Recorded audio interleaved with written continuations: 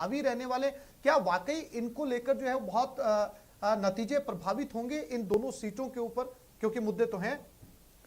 देखिए आसिफ भाई, इसमें एक सीधी सी बात है कि जिस चीज़ से डायरेक्ट बेनिफिट किसी व्यक्ति को मिलता है वो ही मुद्दा होता है।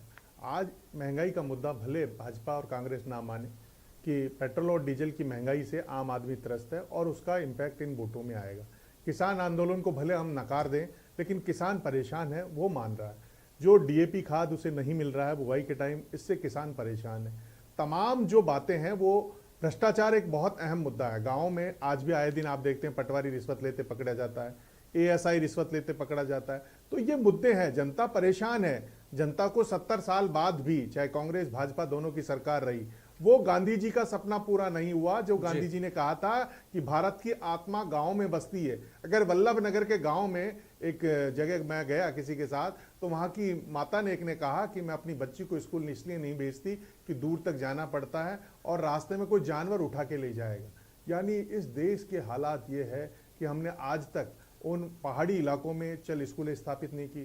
करोड़ों करोड़ों रुपए की हमने शिक्षा की योजनाएं, चाहे भाजपा की सरकार रही चाहे कांग्रेस की रही, ये एक बहुत बड़ा तमाचा है। जो उनका दर्द है उसे हम जुबां पे लाएं ना लाएं दूसरी बात है। दूसरा एक बहुत बड़ी पीड़ा है पीडीएस सिस्टम, जो पब्लिक डिस्ट्रीब्यूशन से सार्वजनिक वितरण प्रणाली है। दुनिया का सबसे भ्रष्ट करप्ट सिस्टम भारत का है। चाहे कितनी 70 साल में आज तक हम उसे सुधार नहीं पाए। अब जरूर उसमें पोस्ट ला रहे हैं तो नकली अंगूठे बन गए।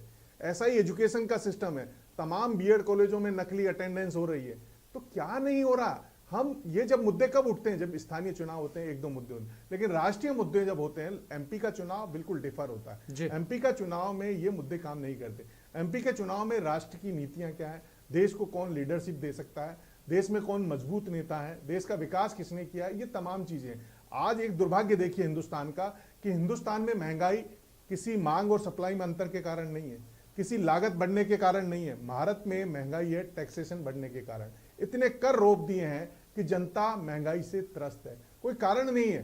यानी पैंडेमिक सीजन के बाद में कंपनियों ने अपना मार्जिन प्रॉफिट बढ़ा दिया। उस पर रोक लगाने के लिए न केंद्र सरकार काम कर रही है, न राज्य सरकार काम कर रही है। कई ऐसे मुद्दे हैं। ठीक है मिथिलेश जी, मैं फिर से लौटूंगा आपके पास में अंतिम टिप्पणी लेने के लिए। दोनों मेहमानों के पास एक बार फिर चलते हैं, समय की कमी है। मुकेश पारिक जी, आज जैसा कि डिस्कशन चल रहा है पिछले लगभग 1 घंटे से, मुद्दे स्थानीय की बजाय राष्ट्रीय हावी रहने वाले दोनों सीटों पर, संक्षेप में।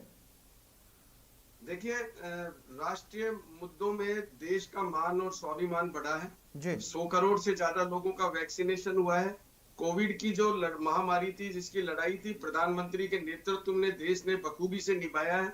हमारे देश के जिस प्रकार से मेडिकल स्टाफ ने, वैज्ञानिकों ने जिस प्रकार से इस टीके का निर्माण किया, पूरे विश्व में हमारी साख बढ़ी है, हमारा गौरव बढ़ा है। ठीक है, और हमारे देश में राजेंद्र जी, आप ग्लास को आधा खाली क्यों देख रहे हैं? आप ग्लास को आधा भरा हुआ देखिए ना। आप ये देखिए कि अगर कुछ करोड़ लोगों को टीका नहीं लगा है, तो जहां पर 130-140 करोड़ देश की आबादी है, वहां 100 करोड़ लोगों को टीका लगना भी तो अपने आप में एक बहुत बड़ी बात है। आसिफ भाई देखिए, 100 करोड़ लोगों को टीका नहीं लगा, 100 डोज लगे हैं। मैं आपको फिर बताना चाहता हूं, इस केंद्र सरकार ने, माननीय मोदी जी ने यह घोषणा की थी कि दिसंबर तक हम पूरी 80% टीका योग्य आबादी को टीका लगा देंगे।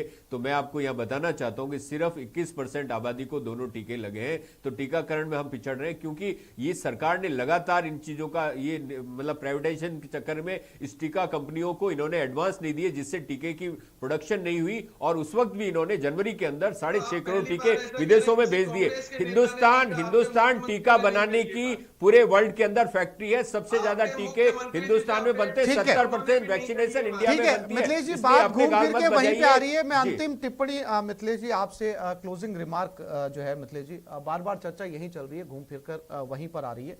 हालांकि जैसा कि हमने चर्चा में पहले भी कहा कि इन दोनों चुनाव के जीतने या हारने से दोनों ही पार्टियों को कोई बहुत ज्यादा फर्क नहीं पड़ने वाला। जो सरकार चल रही है वो, अगर ये दोनों सीटें जीत भी जाती है तो सिर्फ उनकी संख्या बढ़ेगी विधायकों की, और जो पार्टी विपक्ष में वो इससे सरकार में आने वाली है नहीं।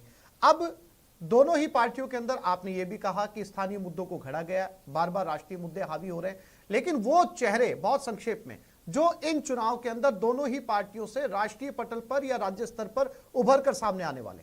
देखिए, अगर वल्लभ नगर में कांग्रेस जीतती है तो निश्चित रूप से परिवहन मंत्री प्रताप सिंह खाचरियावास का कद बढ़ेगा, धर्मेंद्र राठौड़ उनका कद बढ़ेगा।